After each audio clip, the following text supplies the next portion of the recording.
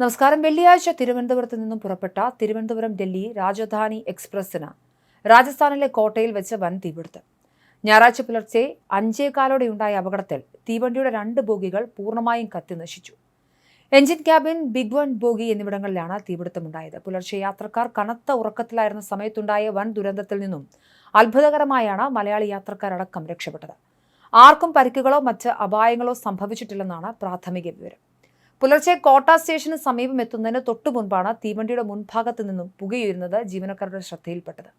നിമിഷങ്ങൾക്കകം എഞ്ചിൻ ക്യാബിനിലേക്കും തൊട്ടടുത്ത B1 AC ബോഗിയിലേക്കും തീ ആളിപ്പടരുകയായിരുന്നു. പുലർച്ചെ സമയമായതിനാൽ ഭൂരിഭാഗം യാത്രക്കാരും നല്ല ഉറക്കത്തിലായിരുന്നു. പുക ഉയർന്നതോടെ ജീവനക്കാരും ചില യാത്രക്കാരും ചേർന്ന് മറ്റ് യാത്രക്കാരെ വിളിച്ചുണർത്തി പുറത്തെത്തിക്കുകയായിരുന്നു. ലോക്കോ പൈലറ്റും റെയിൽവേ ജീവനക്കാരും സമയോചിതമായി ഇടപെട്ടതാണ് വലിയൊരു ദുരന്തം ഒഴിവാക്കിയത്.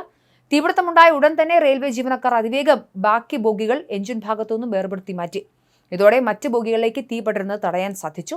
എന്നാൽ B1 ബോഗിയും എഞ്ചിൻ ക്യാബിനും പൂർണ്ണമായും തീ വിഴുങ്ങി.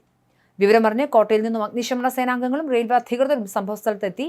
കേരളത്തിൽ നിന്നും ഡൽഹിയിലേക്ക് പോകുന്ന പ്രധാന തീവണ്ടിയായതിനാൽ വലിയ തോതിൽ മലയാളി യാത്രക്കാർ ഈ സമയം ട്രെയിനിലുണ്ടായിരുന്നു. B1 ബോഗിയിലുണ്ടായിരുന്ന യാത്രക്കാരെ മുഴുവൻ സുരക്ഷിതമായി പുറത്തെത്തിക്കാൻ സാധിച്ചതാണ് ആശ്വാസകരമായത്. ഇവരുടെ ലഗേജുകളും മറ്റ് സാധന സാമഗ്രികളും ബോഗിയിൽ നിന്നും പൂർണ്ണമായി മാറ്റാനായിട്ടില്ലെന്നാണ് റിപ്പോർട്ട്.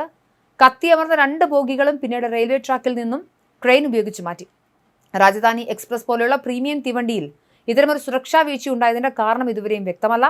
എഞ്ചിനിൽ നിന്നുണ്ടായ ഷോർട്ട് സർക്യൂട്ടാണ് തീപിടുത്തത്തിന് കാരണമെന്നാണ് പ്രാഥമിക നിഗമനമെങ്കിലും റെയിൽവേ ഔദ്യോഗിക സ്ഥിരീകരണം നൽകിയിട്ടില്ല.